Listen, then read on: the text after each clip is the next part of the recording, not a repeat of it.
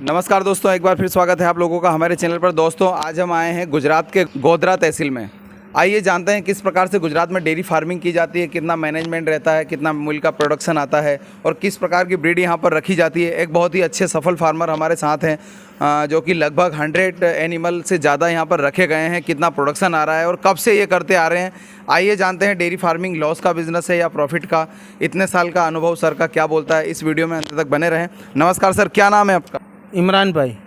Sir ये बताएं क्या एड्रेस है यहाँ का? लीलेसरा गांव है, गोधरा। अच्छा, गुजरात का। अच्छा। सर ये बताएं कि कितना पुराना डेयरी फार्म है ये? 8 साल पुराना है। 8 साल पुराना 8 साल। 8 साल से आप करते आ रहे हैं। 8 साल। शुरुआत में कितने पशु थे आपके पास? 2 पशु थे हमारे पास। दो से स्टार्ट किया था 2 से आपने? चालू किया था। कौन सी नस्ल लेकर आए थे? वो सब मिक्स में थी। अच्छा, मुर्रा थी। मोर्रा थी। सर ये बताएं कि आज कितने पशु हैं टोटल छोटे बड़े मिलाकर? 150 के करीब हैं। 150 के करीब है। हाँ। सर 150 में टोटल भैंसे हैं या गाय हैं? 90% गाय भैंसे हैं। सर ये बताएं जैसे अभी टोटल आपके पास अगर हम देखे जाए तो 100 भैंसे हैं। 100 भैंसे हैं। 100 भैंसों में से मिल्किंग में दूध में कितनी है अभी? 65 भैंसे हैं। 65 भैंसे दूध में है। 65 बाकी ज्ञापन है? ज्ञापन है। बाखड़ी भी है? हाँ, बाखड़ी भी है। सर 65 भैंसे दूध में हैं तो अभी एक टाइम का दूध कितना होता है? एक टाइम का 250 पौने 300 लीटर दूध होता है मेरा। अच्छा, 250 से 300 लीटर। हाँ, 250 के 300। दोनों टाइम की बात की जाए तो 550 के 600 के करीब रहता है। 600 लीटर के करीब रहता है। 600 के करीब। सर जैसा आपने बताया 600 लीटर पर डे का प्रोडक्शन है और क्या रेट में जाता है ये? 60 रुपये लीटर में। 60 रुपये लीटर कहाँ पर देते हैं? यहाँ छुट्टक बेचते हैं हम। छुट्टक बेचते हैं, रिटेल में देते हैं? रिटेल में देते हैं। अच्छा, क्या फेट आ जाता है आपके दूध का? 6 के ऊपर ही आता है। 6 के ऊपर ही आता है। हाँ। जैसे 6 फेट के ऊपर आता है, 60 रुपये का आपने बताया और 600 लीटर पर डे का है। तो आपको जो बिलिंग होती है वो 10 दिन में होती है या डेली होती है या महीने पे होती है? महीने पे होती है। महीने पे होती है। सर आपका महीने कितने का महीना हो जाता है एवरेजन? 30 दिन का। हाँ, 30 दिन का कितने का दूध हो जाता है?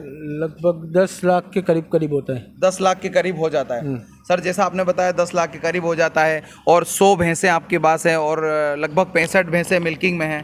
तो ये बताएं कि अभी टोटल लेबर कितनी लगी हुई है इसमें? 6 लेबर लगी हुई है। 6 लेबर लगी हुई है। और ये बताएं कि 6 लेबर और जैसे आपने बताया 10 लाख का मंथली हो जाता है, तो इसमें से सूखा चारा, हरा चारा, लेबर की कॉस्ट, दाना, कॉन्सनट्रेट, खलियाँ और दवाइयाँ, जैसे जिस प्रकार से जो खर्चा है 10 लाख में से कितना खर्च हो जाता है महीने का? 8.5 लाख का के करीब हो जाता है। 8.5 लाख, मतलब 70% खर्चा हो जाता है। 70%, 75% हो जाता है। सर ये बताएं कि अभी आपके पास जो है दानों और खलियों में क्या दे रहे हैं आप इनको? खलियों में कपास का खली देते हैं। अच्छा, और गेहूं का भूसा देते हैं। गेहूं का देते हैं, चोकर देते हैं? चोकर देते हैं। सर इसको भिगो के देते हैं, सूखा देते हैं? भिगो के देते हैं। भिगो के देते हैं। हाँ। एक भैंस अगर 10 लीटर प्रोडक्शन कर रही है तो कितना देते हैं उसको आप? उसको 4 किलो खली देते हैं और 1.5 किलो भूसा देते हैं, चोकर। अच्छा। हाँ। सर ये बताएं अभी जो मिल्किंग हो रही है यहाँ पर वो हाथों से निकालते हैं या मशीन से निकालते हैं? हाथों से निकालते हैं। लगभग 100 भैंसें हम जैसे वीडियो में देख पा रहे हैं सर। तो 100 भैंसों को मैनेजमेंट के लिए अभी प्रॉपर सारी सुविधाएं आपको, जैसे सूखा चारा, हरा चारा, जैसे भूसा हुआ मिल जाता है? मिल जाता है। अच्छा, दूध आप रिटेल में बेचते हैं? रिटेल में। तो जैसे संस्था है यहाँ पर उसमें क्यों नहीं देते हैं आप? नहीं, उसमें फैट का प्रॉब्लम रहता है ना, इसके लिए। फैट का प्रॉब्लम रहता है इसलिए नहीं देते? अभी कोई नई ताजी ब्याई भैंस है, उसका फैट नहीं करता है। अच्छा। हाँ, इसके लिए पूरा मिला के फिर देते तो वो चला जाता है अपना। अच्छा सर, आप वैक्सीनेशन करवाते हैं भैंसों का? वैक्सीन करवाते हैं ना। अच्छा, डीवार्मिंग भी करते हैं? डीवार्मिंग करते हैं। हाँ, ये बताएं सर कि अभी आपके फार्म पर जैसे 2-3 साल पहले राजस्थान, हरियाणा, पंजाब में लंपी आया था, आपके फार्म पर किसी प्रकार का प्रकोप रहा हो? नहीं, कुछ भी नहीं हुआ। कुछ भी नहीं। आप भैंसों की एआई नेचुरल कराते हैं या बुल से कराते हैं, पाड़े से कराते हैं? पाड़े से। अच्छा, 2 पाड़े अपने पास। 2 पाड़े हैं। अच्छा, वो खुद के हैं, खरीदे थे आप? खुद खरीदे थे अपने। अच्छा, कहाँ से लिए हैं? ये गांव के। सर अभी आपके पास 100 भैंसे हैं तो कहाँ से खरीदी है आपने? ये पूरे पंचमहाल गुजरात में से। अच्छा, गुजरात की ब्रीड है? गुजरात की। सर ज्यादा से ज्यादा हाईएस्ट दूध देने वाली ब्रीड आपको जिसका पता हो कि भाई उसने इतना ज्यादा दूध दिया है एक टाइम का? 10 लीटर है। एक टाइम का। वो कितने कीमत की है? वो 80,000 की लिया था। 80,000 का। तो ये जो आपका जंगल है काफी अच्छा प्रोडक्शन करती है दूध यहाँ की भैंसे।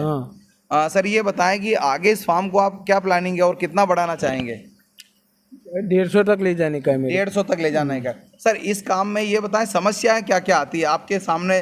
जैसे थनेला हुआ, जेरबाद जिसको बोलते हैं, मिस्टाइटिस हुआ, या पशुओं में कोई गंभीर समस्या, बीमारी या लेबर की प्रॉब्लम जिससे आप परेशान हो? या नहीं, कोई परेशानी हो तो अपने घर जैसे लेबर तो। अच्छा, हाँ, एनी टाइम काम प्रॉपर टाइम से होता है? टाइम से सर होता है। पानी की पर्याप्त व्यवस्था है? हाँ है, बोर किया हुआ है अपना। अच्छा, मीठा 24 पानी घंटे। है? हाँ, मीठा पानी।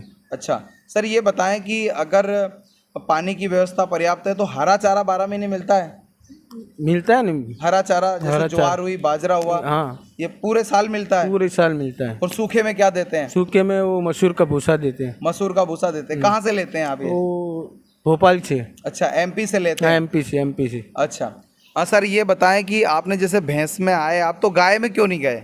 नहीं, वो ये सवाल रहता है अक्सर लोगों का। उसमें क्या फैट नहीं रहता उसमें, अच्छा, फैट कम और आता है? और पतला दूध उसका आता है। अच्छा, रेट भी कम मिलता रेट है? भी कम मिलता है लेकिन उसका जो मिल्क लेवल, उसका जो साल भर का ब्यात है, वो इससे ज्यादा दूध देती है। हाँ, ज्यादा दूध लेते हैं, क्योंकि पतला दूध आता है, वो ग्राहक हमारे लेते नहीं है। लेते नहीं है, मतलब टोटल भैंस का ही दूध मांगते हैं। भैंस का ही दूध मांगते हैं।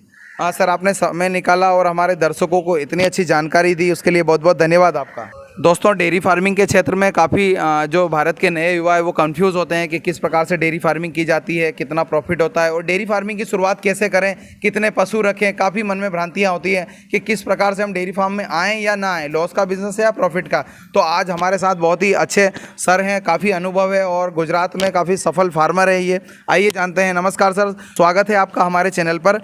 क्या नाम है आपका? नाम इद्रिस मंसूर जी, क्या एड्रेस है? मैं गांव दयाल और तालुका गोधरा, डिस्ट्रिक्ट पंचमहाल। सर, आप कितने समय से डेयरी फार्मिंग करते आ रहे हैं? मैं 2000 के साल यानी तकरीबन समझो ना 20-22 साल से 20-22 साल हो चुके हैं। सर, यदि हमारे भारत के नए युवा डेयरी फार्मिंग करना चाहते हैं तो डेयरी फार्मिंग में आए या ना आए, लॉस का बिजनेस है या प्रॉफिट का, और यदि शुरुआत करते हैं तो कितने पशुओं से करें और किन किन बातों का ध्यान रखें? देखो, मैंने शुरू में तकरीबन 2003 में मैंने किया था जी। 6 भैंसों से शुरू किया था, बफेलो से जी। उसमें भी मुझे अच्छा हो रहा था। जब से मैं चला रहा था तकरीबन 6 साल चलाया जी। उसके बाद बीच में थोड़ा ब्रेक हुआ, अप डाउन हुआ। अप डाउन हुआ। उसके बाद अभी मैंने थोड़ा सोचा और डेयरी हमारे जो पंचामृत है वहाँ से, हाँ, फिर वापस प्लानिंग करके फिर मैं गाय में गया, गाँव में गया जी। गांव में मैंने पूरी जो हमारा पूरा केस है पंचामृत डेयरी ने ही हमें दिया, यानी 12 गाय का केस, वो पूरी वो लोग ही देते हैं। उसमें भारत सरकार के 12% वो इंटरेस्ट भी माफ़ होता है। शेड वगैरह के अंदर भी मुझे 2 लाख से 2.25 लाख के करीब उसका जो मुझे सब्सिडी भी मिला जी। उसमें मैंने चलाया अभी 12 पशुओं से जी। तो बहुत अच्छा रहता है। और मेरा तबेला भी, इसमें 2 वर्कर्स काम करते हैं जी। उसके अलावा सब कुछ खर्चा वर्चा हर चीज़ निकालने के बाद बहुत अच्छा प्रॉफिट, यानी 50 से 60 के करीब में पर मंथ 12 महीने के मैंने जो यानी हर चीज़ लिखा था जी।